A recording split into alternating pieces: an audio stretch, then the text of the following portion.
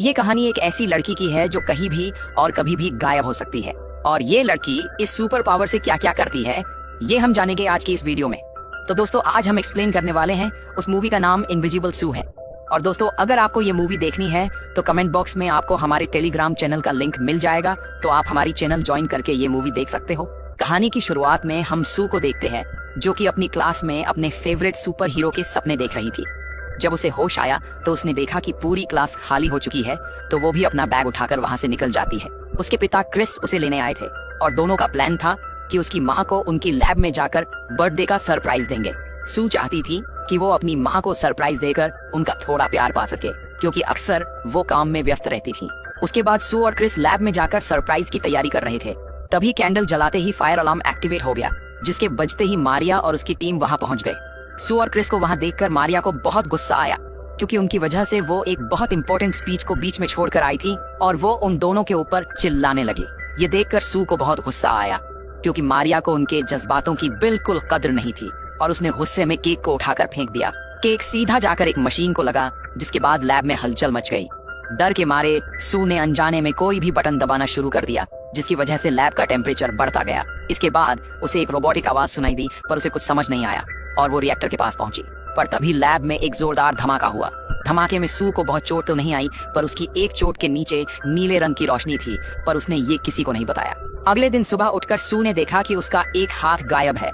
सुबह सुबह ये अजीबोगरीब चीज देखकर वो बहुत डर गई। इसके बाद वो क्रिस के साथ स्कूल गई, जो कुछ समय के लिए काम से विदेश जा रहा था। स्कूल में अपना लॉकर चेक करते वक्त टोबी नाम का एक लड़का उसके पास आया, जो सुपर मून कॉमिक पढ़ता था, जो कि सू की भी सबसे पसंदीदा किताब थी। तभी वहाँ एलीन और उसकी दोस्त भी आ गई, जो अक्सर सू को बहुत परेशान करते थे। उसके बाद जब एलीन टोबी से बात कर रही थी, तभी सू गायब होकर बाथरूम में चली गई, जहाँ उसे हाथ धोते हुए एक लड़की ने देख लिया। उसे लगा कि बाथरूम में शायद कोई भूत है, पर हाथ को धोते ही वो दोबारा दिखने लग गई।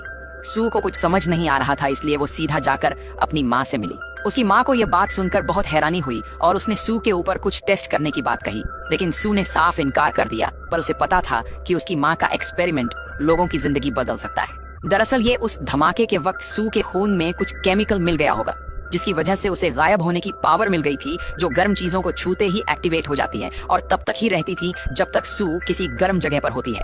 मारिया ने सू को घर से बाहर जाने से मना किया था, जब तक वो इसका कोई रास्ता नहीं ढूंढ लेती। उसके बाद मारिया और उसकी टीम ने सू पर कुछ एक्सपेरिमेंट्स किए। इस दौरान उन्हें पता चला कि सू के गायब होते वक्त वो जिस भी चीज को पकड़ेगी वो भी उसके साथ गायब हो जाएगी।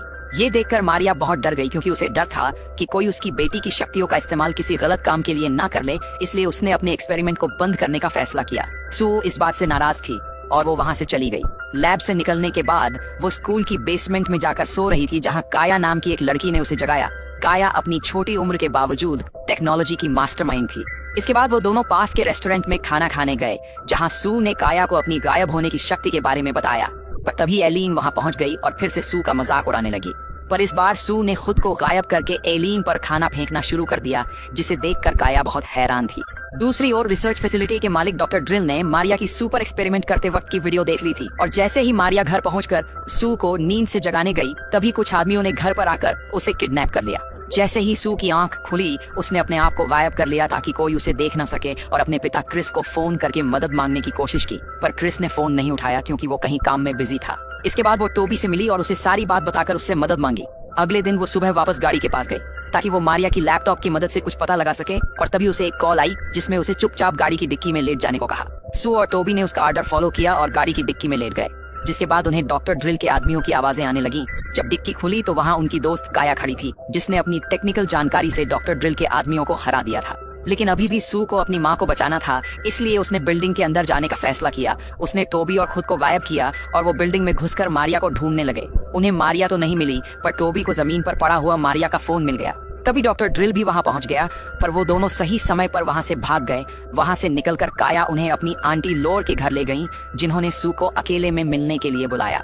असल में लोर पहले से ही मारिया को जानती थी, क्योंकि एक समय पर वो दोनों पार्टनर्स थे और उन्होंने पहले भी मारिया को सावधान रहने को कहा था। उधर काया ने मारिया के फोन से उसका आखिरी बनाया हुआ वीडियो भी निकाल लिया।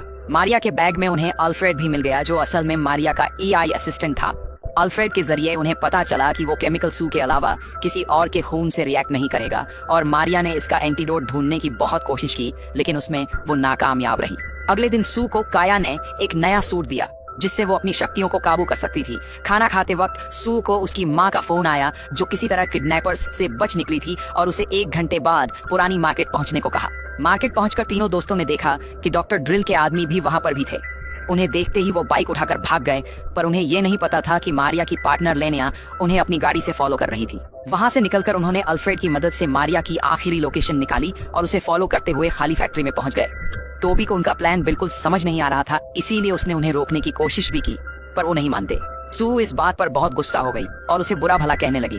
उसने गुस्से में उसे ये भी कह दिया कि जाकर एलिन के साथ खेले, हमारे साथ चलने की जरूरत नहीं है। ये सुनकर टोबी को भी बहुत बुरा लगा और वो भी वहां से चला गया। काया और सू को ड्रोन्स ने चारों तरफ से घेर लिया, इसीलिए उन्होंने रात तक कहीं छुपने का फैसला किया। अंधेरा होने पर उन्होंने उस खास केमिकल को फेंककर एक धमाका करने का प्लान किया ताकि डॉक्टर ड्रिल और उसके आदमियों का ध्यान भटक जाए और वो दोनों आसानी से ही वहां से भाग सके। धमाका होते ही सू बेहोश हो गई और आंख खुलने पर वो अपने कमरे में मारिया के साथ थी। उसे होश में देखकर मारिया ने उसे उसके दोस्तों के बारे में पूछा तो वो सब कुछ बताती है। यह सुनकर मारिया कमरे से चली गई और तभी सू को समझ आया कि वो तो अपने ही कमरे में बंद हो चुकी है और अब बाहर निकलने का कोई रास्ता नहीं। असल में वो मारिया थी ही नहीं बल्कि लेनिया थी, जिसने बेहोश होने पर सू के खून को अपने शरीर में डाल दिया ताकि उसके अंदर भी शक्ति आ जाए। और ये सारी बातें सू को अल्फ्रेड की मदद से पता चली। उधर असली मारिया ने पहले काया को फैक्ट्री से उठाया और फिर अपनी बेटी को बचाने पहुंची। पहले तो सू को उस पर शक था कि ये असल में मेरी माँ है भी कि नहीं, तो उसका शक दूर करने के लिए मारिया ने अल्फ्रेड को चालू किया, क्योंकि अल्फ्रेड को सिर्फ उनके परिवार के डीएनए से ही चलाया जा सकता था। इसके बाद वो टोबी को बचाने के लिए निकले, क्योंकि उन्हें पता था कि लेनिया सभी सबूत मिटाने की बहुत कोशिश करेगी। रास्ते में मारिया ने सू को एक एंटीडोट दिया जिससे उसकी शक्तियां खत्म हो जाएंगी, लेकिन अब सू अपनी शक्तियों को मिटाना नहीं चाहती थी और उसने फैसला किया कि वो इस दवाई का इस्तेमाल लेनिया को हराने के लिए करेगी। पार्टी में पहुंचने पर उन्होंने देखा कि एलिन टोबी के साथ डांस कर रही थी। थोड़ी देर बाद वो अपने लिए ड्रिंक लेने गई, पर रास्ते में उसने अपनी दोस्त को डांटते हुए देखा, लेकिन सू ने उसे अपनी दोस्तों के साथ लड़ते हुए कभी नहीं देखा था। तभी सू समझ गई कि ये असली एलिन नहीं बल्कि लेनिया है। उसने लेनिया के चंगुल से टोबी को बचाने के लिए फॉग मशीन ऑन कर दी, जिससे हर तरफ धुआं ही धुआं हो गया और सू गायब होकर जल्दी से पहले तो टोबी से माफी मांगती है और फिर लेनिया को एंटीडोट लगाती है जिससे उसकी सारी पावर चली जाए।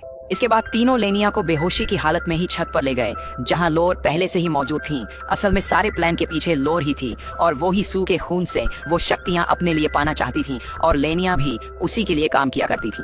उसने पहले तो अपने आदमियों को सू को पकड़ने को कहा, पर सू डरी नहीं बल्कि उसने अपने ही शरीर में एंटीडोट लगा लिया ताकि कोई उसकी ताकतों का फायदा उठा ही न सके।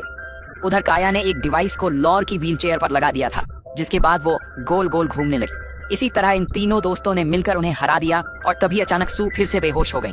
उसके बाद आंखें खोलने पर वो अपने माता पिता के साथ काया के घर पर थी और उसे पता चलता है कि एंटीडोट ने सू पर काम ही नहीं किया और अभी भी उसके अंदर गायब होने की शक्तियां हैं और यहीं पर यह मूवी खत्म हो जाती है। तो दोस्तों कैसी लगी आपको ये मूवी कमेंट में जरूर बताना और ऐसे वीडियो देखने के लिए चैनल को सब्सक्राइब जरूर कर लेना। और दोस्तों अगर आपको ऐसी ही रोमांटिक बॉलीवुड मूवी देखनी है तो हमारी टेलीग्राम चैनल जरूर ज्वाइन कर लेना। धन्यवाद।